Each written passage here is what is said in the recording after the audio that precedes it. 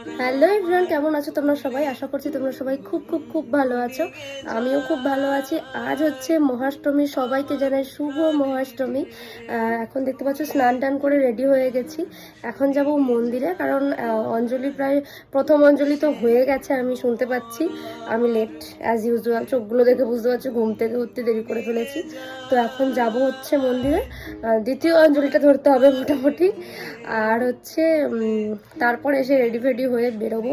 তো তোমাদের সাথে সবটাই শেয়ার করব, সঙ্গে থাকো আর দেখতে থাকো।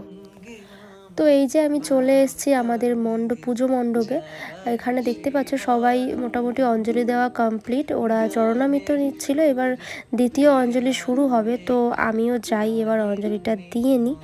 আর এই যে অঞ্জলি দিয়ে বাড়ি এসে একদম রেডি হয়ে গেছি, দেখতেই পাচ্ছ। এই শাড়িটা আজকে পরেছিলাম সকালবেলা। আর এই যে ব্লাউজটা পরেছি তোমাদের দেখিয়েছিলাম, আমি মিশো থেকে অর্ডার করেছিলাম যে ব্লাউজটা, বলেছিলাম কাপড়টা খুব ভালো এসেছে, কিন্তু ফিটিংসে আমার একটু গড়বড় হয়েছে, কারণ লুজ ছিল, যেহেতু আমার বডির মাপের ছিল না।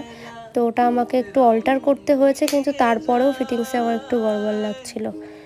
আর এই তো এবার বেরোবো, চলো বেরোনো যাক, লেট হয়ে গেছে। এই যে বেরিয়ে গেছি, আর কোথায় এসেছি সেটাই তোমাদের বলা হয়নি।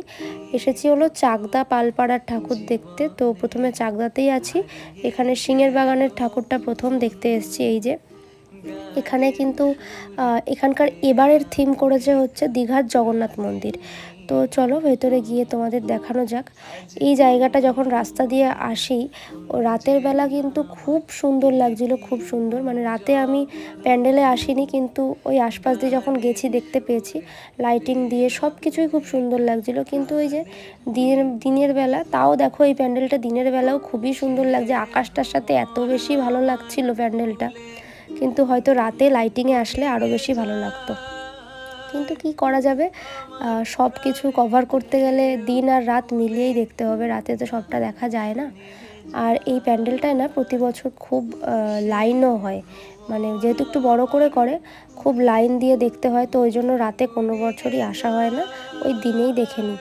আর ভেতরটাও দেখো খুব সুন্দর কাজ করেছে, পাটকাঠি, তারপরে ঘুগনির যে চামচ হয় ওই সব জিনিস দিয়েই কিন্তু পুরো কাজটা করা।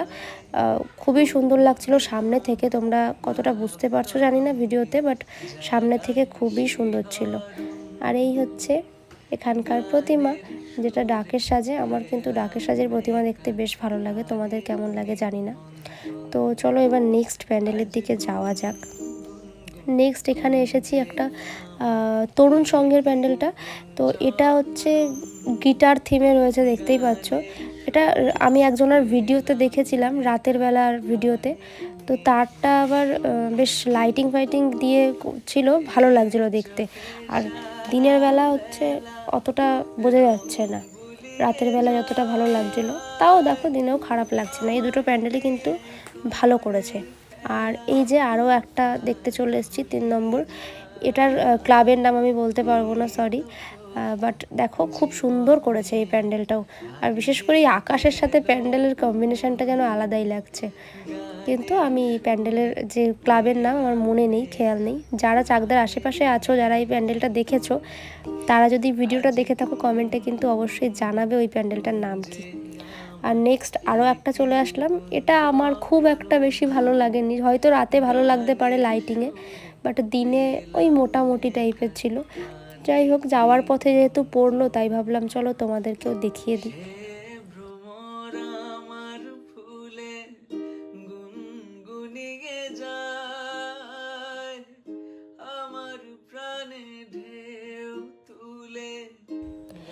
নেক্সট এটা মেবি কেবিএম ছিল, আমার ক্লাবের নাম সঠিক সবগুলোর মনে নেই, বাট যারা যারা এই কেবিএমের আশেপাশে আছো বা এইসব জায়গায় আছো, তারা অবশ্যই কিন্তু বলবে যে এটা কেবিএম না কি আমি ঠিক বললাম কি না। তো চলো এবার ভেতরে যাওয়া যাক। প্রতিমাটা এখানকার কেমন তোমাদেরও দেখাই আর আমিও দেখি, দূর থেকে তো দেখতেই পাচ্ছি এটাও ডাকের সাজেই। তো চলো ভেতরে গিয়ে দেখানো যাক।